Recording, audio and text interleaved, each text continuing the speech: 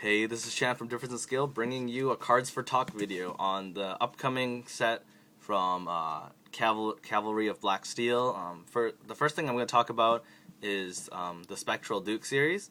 So, as you can see here, there's Black Dragon Whelp Vortimer, and his ability is that when you ride the Grade 1 over the Grade 2, you look for a top 7. It's luck for top 7 for the Grade 2 or Grade 3. And that's pretty generic effect for starting Vanguard. So we'll start at the level 1.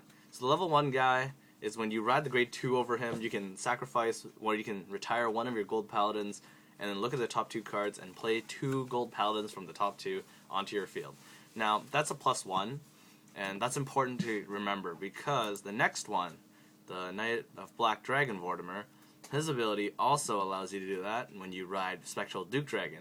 So technically, if you follow the ride chain and you get to Spectral Duke Dragon, you will have officially +2 cards because you sacrificed 2 cards and you got 4 cards in return.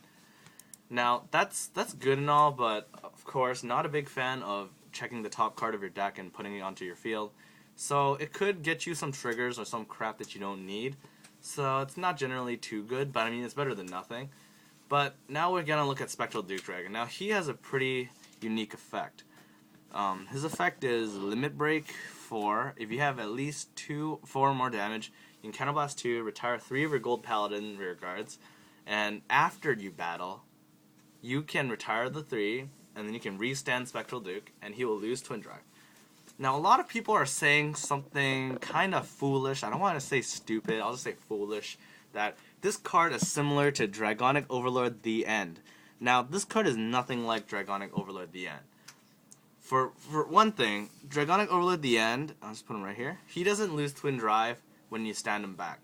And the second thing is, for Draconic Overlord The End, you discard 1 card. 1 card. For Spectral Duke, you retire 3 cards. Now, I'm not sure if viewers out there can count, but 1 is definitely less than 3. And if I'm mistaken, then I should just stop doing this. Alright? So, another thing is, another reason why it's not similar is because this card is a Persona Blast, and this one is more like Phantom Blaster Dragon, if Phantom Blaster Dragon was worse than it already is. But of course, I'm just ripping on Spectral Duke right now, because I don't think his effect is generally that good. But of course, there is upsides and downsides.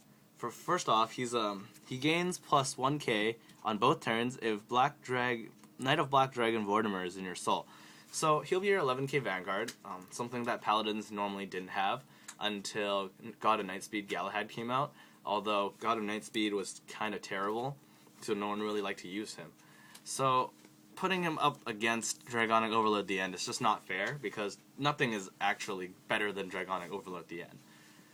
So, yeah, Spectral Duke Dragon, I'd give it 4 out of 5 for being useful, I guess, but his effect, I'd give it like a 2 out of 5, because his ability is one of those end game pushes where you know that they can't actually block your second attack. So like, assuming you had a full field, so you attack with 2 rear guards on your side, and then you have 2 cards in rest. Now you attack with Spectral Duke Dragon with a booster.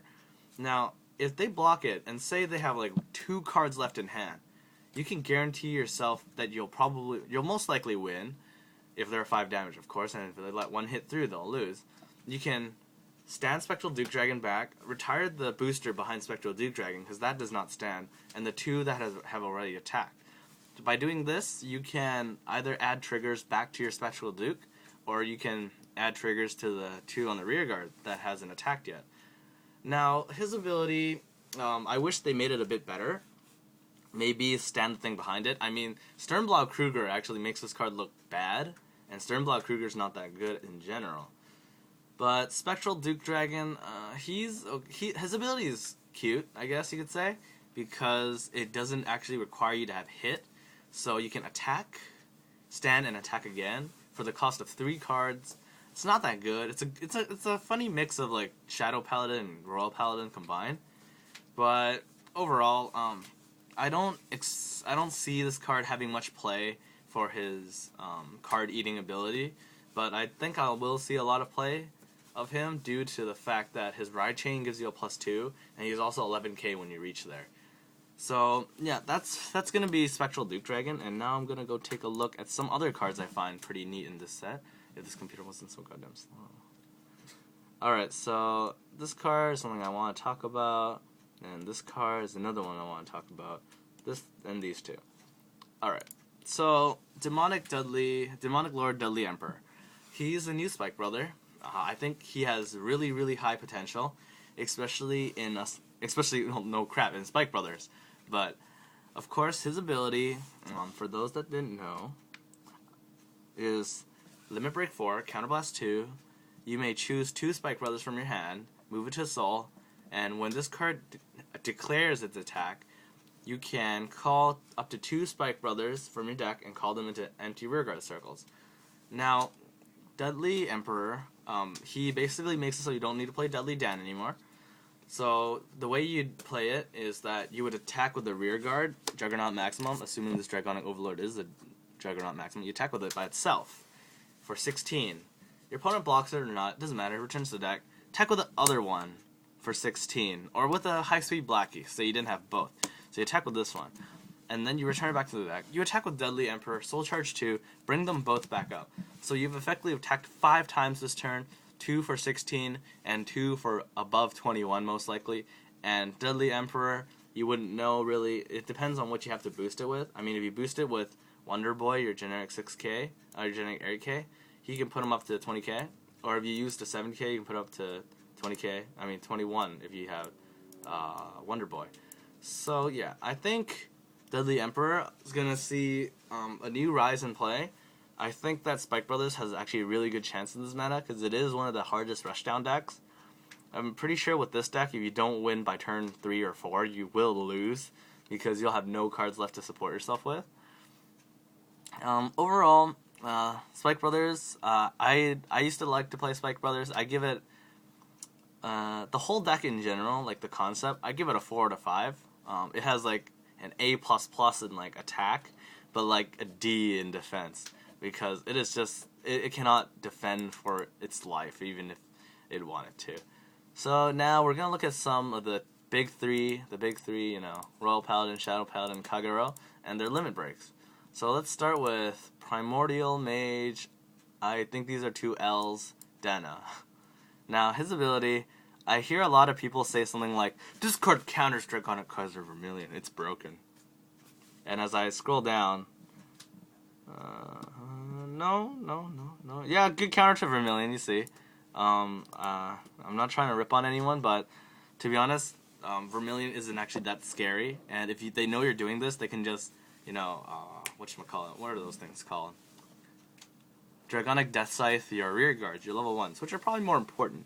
Now his ability is Counterblast 2, when you have 4 more damage, retire 2 of your Shadow Paladins, and draw 2 cards, and this unit gains plus 3,000 power.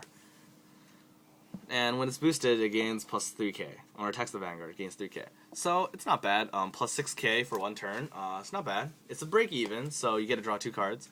So say you had a Nemains and then like a Matcha that you didn't need anymore, you eat them and draw 2 cards, that's pretty good. It makes your plus 1s even better. But the downside to this is, he does have 10,000 power. Now, as I always like to say, having 10,000 power means you're going to be susceptible to a lot of bad defensive capabilities. You're going to get hit for 20k so often, you're going to have to waste all the cards. You might even say, the drawing 2 cards isn't even worth it. Now, it's Counterblast 2. That means you could have used 1 Matcha, 1 Nemain, and then used this, and then that'll be your whole Counterblast spent. Of course, you could argue, what if I get heal triggers? I always get those. Then sure, go ahead. Have fun with your 1 more Counterblast. Then, overall, I think this will never be better than Phantom Blaster Overlord. But if you, it's a good choice if you really wanted to play it. So that's my impression of the Shadow Paladin. Now, the Royal Paladin, I don't want to read it because I know it's terrible. So his ability is Limit Break 4. This skill can only activate it, blah, blah, blah. At the start of your main phase, look at the top 5 cards of your deck. Search for up to 1 Royal Paladin that is grade 3 or above, and ride this card, then shuffle your deck. So, basically, this card doesn't do anything except for change itself to something that's maybe worse or better. Like, if you get a Ganslot and you're running Ganslot, you're screwed. But if, like, say you get, like, Majesty Lord Blaster, it's like, ooh, that's cool. But in general, I don't even see their point to be running this card. He's a 10k, which is something that Royal Paladins always had to deal with, but that's why something like Majesty Lord is just so much better.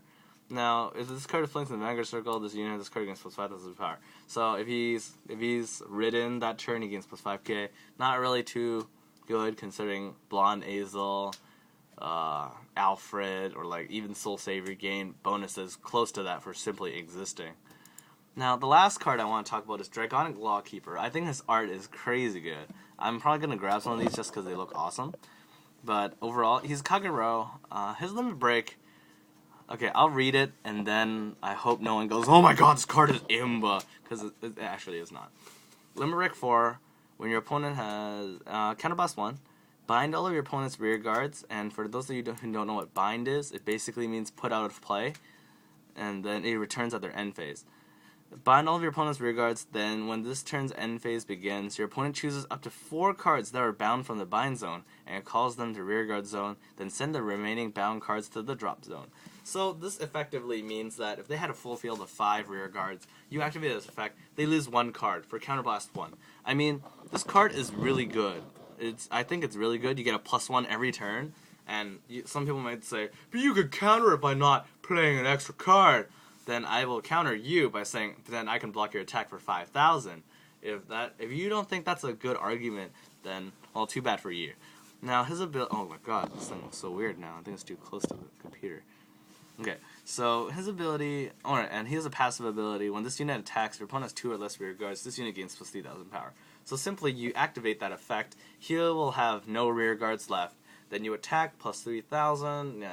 It's okay. I mean... Of course, once again, you cannot compare it to this. Some people always say, like, but Draconic Overload at the end is better. Now, that is a stupid argument, because Draconic Overload at the end is better than anything. So you can't really make that argument. You have to look at a card for what it is and what it does, not really for what choices you have aside from it, especially if you're playing Kagero. Because there is nothing that will ever... If they make something better than this card, I don't know what it will do. Probably be like, bind all their opponent's rear guards and none of them return. For Counterblast 1. That'd be a good card. Decent. Right, HerO? That'd be decent? Yeah, decent. Decent, yeah. Anyways, so, Draconic Lawkeeper, one more thing. He's a Draconic unit, and he only has 10,000 power, so... I would consider playing him, but his 10,000 power really drives me off, because I don't think that 10,000 power really cuts it in this format. He'll get bullied a lot. You're gonna take too much effort to, save him from upcoming attacks. Like, if your opponent, goes, oh, okay, I play Palamedes boosted by Soul Guiding Elf. I attack your Lawkeeper. Block for 15. Okay, I attack with, Bedivere, boosted by Maron. Attack for 20. Okay, block for 15. I attack with Alfred with a full field. Block for 20 again. This is like, oh my god, I just lost all my cards in my hand. And that might sound situational, but when you're playing against Paladins, if they know what they're doing, their field always looks like that. So, having a 10k Vanguard, it's going to cause you to lose a lot of cards. Of course, you get a +1 if they actually did that and you survived. But then next turn, if they played, another card, because they get to choose what they bring back. Say they have an extra Palamedes in their hand. They go, oh, okay, Belvedere will leave the field, or Palamedes leaves the field. And then they call another one next turn. You're basically, you're not in a good position, because you say, this card can break setup easily. I mean, they had to lose a card. So, for this guy, I give him a 5 out of 5 on art. I will pick some up, for sure. And his ability is good, but his weakness is in his 10k. If he was 11k, he'd be not as good as Draconic Overlord at the end, for sure. But I would say he's very good. I mean, as is right now, he's really good.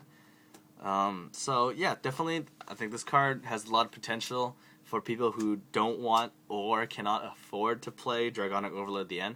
I mean, he's a double R, so I don't expect him to be that expensive. So, yeah, this is going to be my cards for talk for the Extra Booster 3 Cavalry of Black Steel. I hope you guys enjoyed this. There's a lot of other cards here that I could talk about, but I won't, because I just wanted to go over Dudley Emperor and the big 3. and the Spectral series, because a lot of people are saying something stupid like, oh my god, Spectral Duke Dragon is broken! What if you get 2 critical triggers on your first hit, eat 3 of your grand stand, get another critical, you win. That's exactly like that Ganselot argument that makes it sound decent. And it's not good, to be fully honest. His ability is neat, doesn't really do much, but it can win you the game sometimes, and you'll be like, oh my god, this card is so broken, I knew it was a good investment. So yeah, this is Chan for Defensive Skill, using HerO's computer. So, yeah, bye!